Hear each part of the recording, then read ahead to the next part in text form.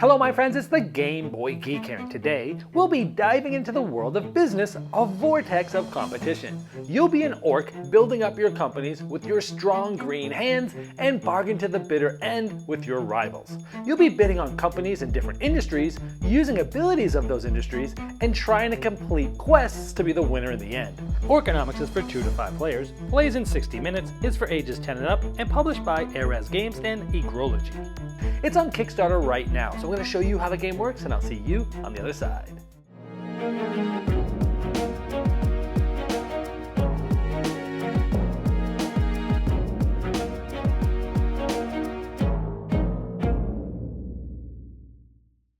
This is a Kickstarter preview, so all the art and components you see here are subject to change. You're going to want to check the Kickstarter link in the description of this video to see all the final art and components. So here we have the board set up, and you'll see that there are different portions of the board. They have a different number at the top, and they have different industries here. Now taking a look, you see there might be industries of transportation or food processing, and at the beginning of the game, each player is going to get different tokens of their color, and these are going to represent companies of theirs. At the beginning of the game, players are going to place out 2 companies in different industries. So for example, red owns a company in food processing, so does purple. Green owns one in transportation.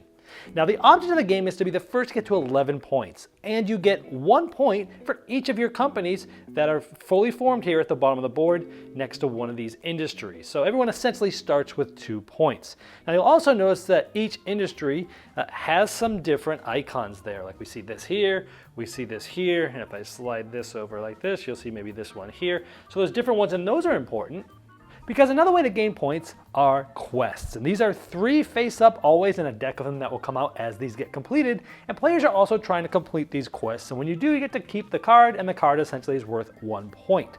So they're different things. Like this one says own 3 or more companies in any one single industry. It says own companies in every green colored industry, and it has that icon on the industries. And you notice that this is the icon I pointed at other ones. I was showing you that because some of these cards will have to do with owning a certain amount of those types of industries.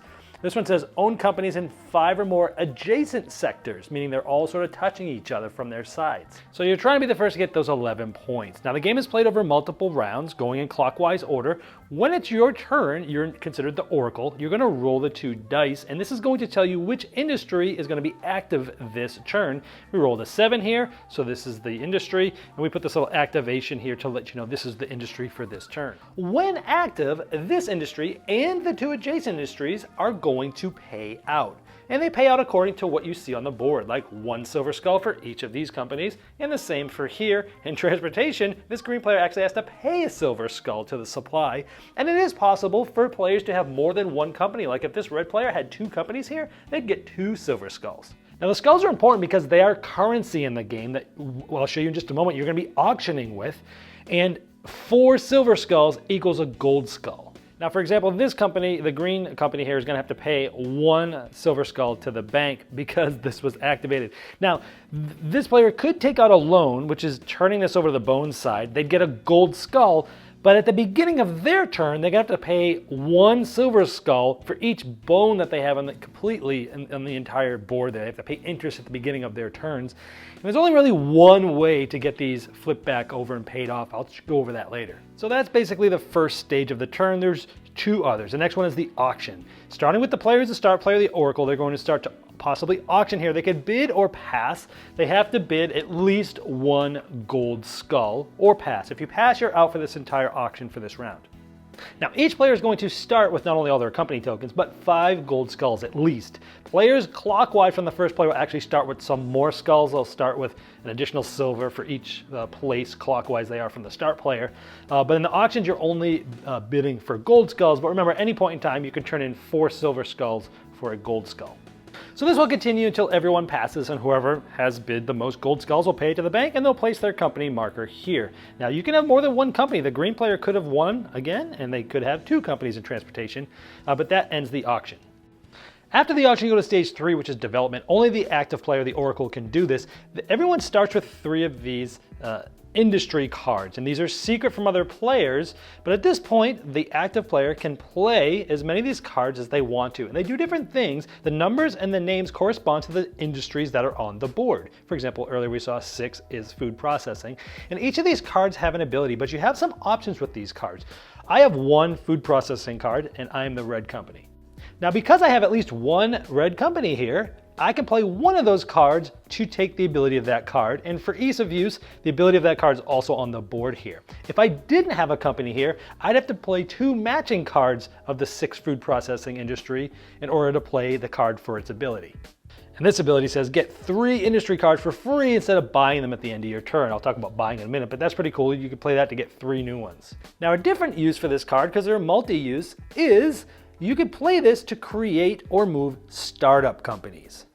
Now remember, that was the number 6 food processing card. You'll notice that there's 2 bases here that are on both sides of this. You can choose either one, and you can put it at the top spot. You see 1, 2, and 3. You can put it here, or you could put it here. Now this is an important choice, because when creating a startup, if another player had a company at one of those and you were creating one, you actually can put it there, and this gets booted off, and this goes to the other player.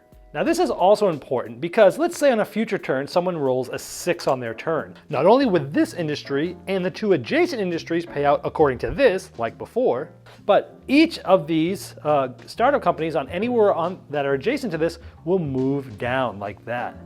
But let's say it looked like this. Now I told you could play one of these industry cards on your turn to create a startup. Another thing you can do is promote all startups in that industry. It was this card, so this will move down because it's all in this industry, and this will move down, but when you move it down by promotion like that, if there's another company, it flips it and the other one goes behind you. Now this is important again because if this number is rolled again on a future turn, these are going to move down. This is now going to become a full company here. So startups are a way to sort of do that. Now it doesn't have to go this way. When it gets promoted from here, you could choose to go to this company over here or this one over here, this industry or this industry. So you have some choices there, and you don't have to make up that mind until it's basically finally being moved from a startup to a full company. Now I'll go over the abilities of the rest of these at the end of the video, but you can play as many of these as you want on your turn. Then to complete your turn as the active player, the Oracle, you can buy 2 new industry cards by paying 1 gold skull, but you can only do that once. You can also just get 1 card for free. That's pretty much the game. The first one to get to 11 points. Remember, points are each full company you have on the board and each quest. Let's look at a couple more quests. Have 2 or more startups at base 3. That's that 3rd level right before they become full. So that one makes more sense to you now. This one has owned companies in every gold. Maybe this one is overtake a rival startup without driving it out. This is what I showed you a little bit ago, where you can basically promote yours and the other one moves behind you.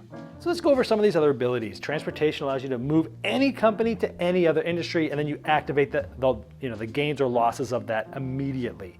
Totemology allows you to move this crisis token. Now, normally you get the gains or losses when it's active.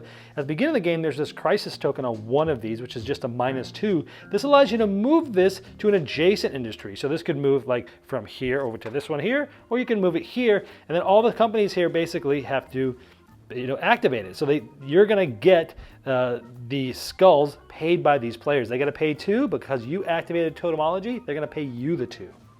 And if these people can't pay for the losses, they lose their company. But in this case, because this was activated, the player that activated this gets to replace that player's company with their own. So that could be pretty powerful if they can't afford it. Banking, you choose a player and they pay you the interest for all of their outstanding loans, or they give you one of their companies of their choice.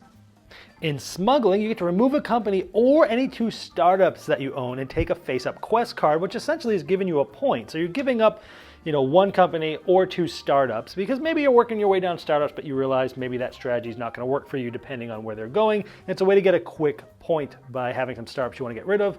Or essentially, when you get rid of 1 company, point-wise, it's a 1-for-1, but maybe you realize that maybe that company just got the crisis token and you don't really want to be there anymore. Weapon crafting, you take a gold skull or random industry card from any player.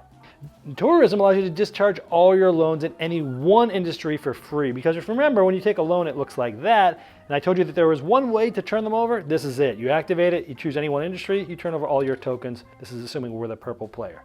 For livestock, you get to take out a loan from other players' companies. Let's say we're not the yellow player. It's an adjacent region to this. You can flip this over and you get the gold coin instead of them. And that can be done in the active region or the 2 adjacent regions. Communications allows you to collect the revenues and pay losses if it's negative for all your companies, any 3 industries. So you can look at any 3 industries that are touching anywhere around the board, as long as all 3 are touching and they're adjacent to each other, you can activate all those and collect and or lose money depending on what those industries do.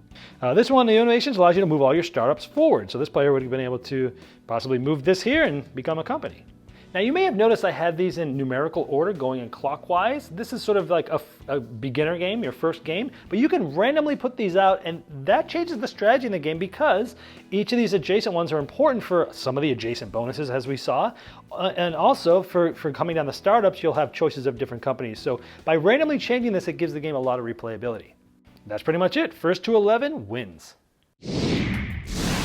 Well, there you have Orconomics, and as I showed in the overview, you'll need to be a shrewd bidder to gain companies and complete quests, as well as timing the use of your industry card abilities. Now, if you'd like to see the final art and components and all the different pledge levels available, you can click the link below me in the description of this video. That will bring you directly to the Kickstarter project page, and I'm sure that they'd love your support.